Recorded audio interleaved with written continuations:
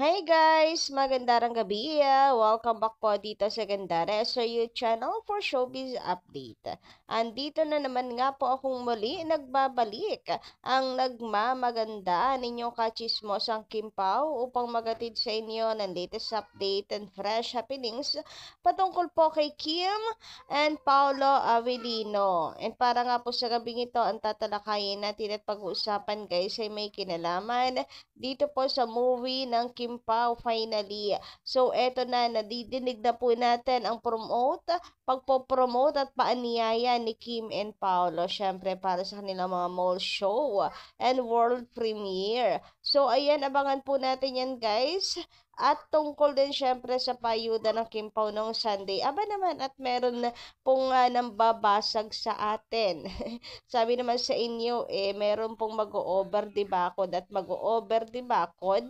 Alam niyo yon, hindi ba mag-focus sa sarili nilang channel.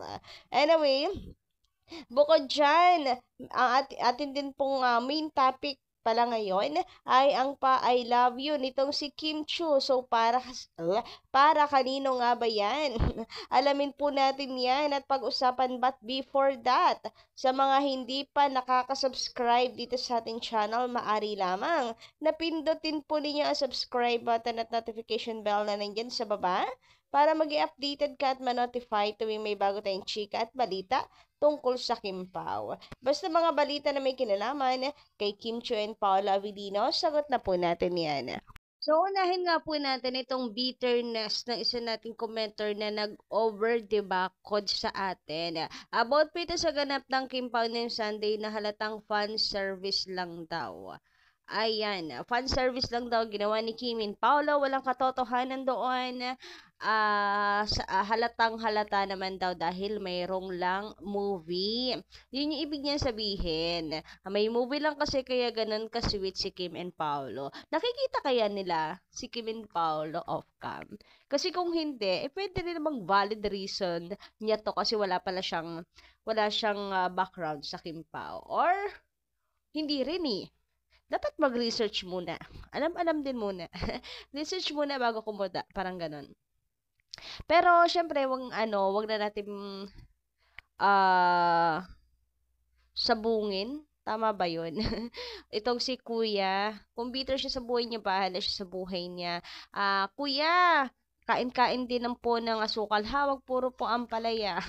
Anyway, sabi naman dito, they are look so happy and in love when they're together. From Madam Weng. Nako, totoo po yan, Madam Weng. Talaga naman pong they look so happy when they are together. Grabe yung ngiti ni Paolo. Talaga nakikita nga natin yung ngipin niya. Legit, guys. And then, halata mo na in love din siya.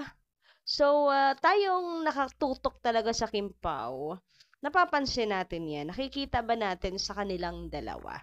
So, i-valid na lang rin natin yung feelings ng iba. Kung tingin nila, fan service lang, wala kasi silang alam eh. Sorry na lang, wala kasi kayong alam off-cam. Sa totoo lang yan, bonus na lang sa mga Kim Pao fans itong sweetness nila on cam. Kasi busog na busog din po kami, even off cam. Anyway, sabi pa dito ni Madam Veng, Diyos ko, presensya pa lamang ng Kim Pao umaapaw at humihiyaw sa lakas ng chemistry na meron sila. Totoo yan guys. Basta ako, kontento na ako na makitang masaya silang magkasama. Naku, pare-parehas naman po tayo. Basta magkasama dalawa, ay talaga naman pong we are very, very, very, very happy. Totoo po yan. Lalo na kapag off-cam, alam niyo, labas na sa trabaho. Pero magkasama silang dalawa. Grabihan talaga yon. Kasi yun yung patunay natin na yung relationship ng Kim Pao ay hindi lang pang on-cam.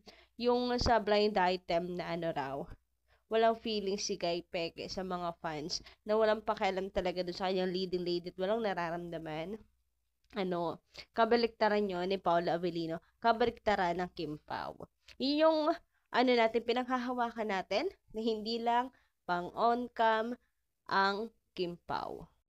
They have that good relationship even of calm. Alam mo yon? Kaya nakakataba ng puso na sa kagaya ni Paulo, sabi nga ni Kim, wala naman siyang kasinong ka-close or friends sa ABS, ay ganito silang dalawa. Kaya talagang meron pong pinanghahawakan ng mga Kim Pao fans. They are for real. Meron din Kim Pao in real life. Kung meron mang yan sa Kim Pao and pang fan service lang daw yung kanilang ginagawa, syempre, mas marami po tayo na lumulundag sa tuwa. Kagaya ni Madam Norma Dayag. Good AM, Gandara. PM po ngayon. Wow! Gandara, lumulundag ako sa tuwa nang lumabas na sila sa ASAP. Nagulat pa nga mga anak ko kasi wala daw tatalo sa akin. Na lang, fan ng Kim Pao. Oo, Gandara. Sila lang ang hinahangaan ko ng sobra. Kasi si Kim, since PBB, ay fan na ako ni Kim. And now, mas grande. Kasi gusto ko na rin si Pao. Simpleng galaw lang nila, kinikilig na ako. Sana'y Kim and Pao, huwag kayong magbago. And for you both, you are always included in our prayers. Uy, idamay nyo naman po ako. Para naman yung atin pong lalamunain at ating ubo ay gumaling na. Anyway, sabi pa po dito, Gandara, never mind their age. Nakikipagsabayan sila sa mga millennials. Nako, true po kayo dyan. Kahit pa sabihin ng iba na late na sila for the love team, no, nakikipagsabayan ng Kim Pao. God bless them both. To all their fans, let's just support and loyal to them until the end of their supremacy in Philippine movies. God bless you too, Gandara. Thank you so much and your family and all Kim Pao fans all over the world. Ayan, thank you so much po, Ainor. I am also happy na talaga naman po ang Kim Pao ay nakaka-receive po ng mega major and super grabehan naman talaga yun na suporta mula po sa mga tao. Ayan. Samantala, dumako naman tayo dito, guys. Sa pag-I love you ni Kimi, huy, grabihan ngayon. So, eto po yun, guys. Palang, kilala mo. I love you! I love you! Well, malinaw naman na number 3 yung sabi ni Kim Chu. Pero alam nyo ba, kung inyong i-interpret nga raw, ay para talaga yun kay Paolo. Kailangan lang talaga ng patalinuhan. So, talagang ma-connect lang. Pero guys, natutuwa ako at the same time kahit alam naman po natin dilulo lamang ito ay talagang nako-connect po sa Kim Pao. Hanga din talaga ako sa talino, galing at lawak po ng pag-iisip ng mga Kim Pao fans. Grabe talaga yun. Kaya hindi nakapagtataka na magaling din silang magsoko. Ang lawak po kasi ng isip Pati mga mata, grabihan yun So eto nga, since number 3, alam niyo naman yung nickname ni Paolo, which is ang Pao, ay 3 letters. Lagi yung sinasabi din lagi din pong gamit na gamit yan sa Showtime.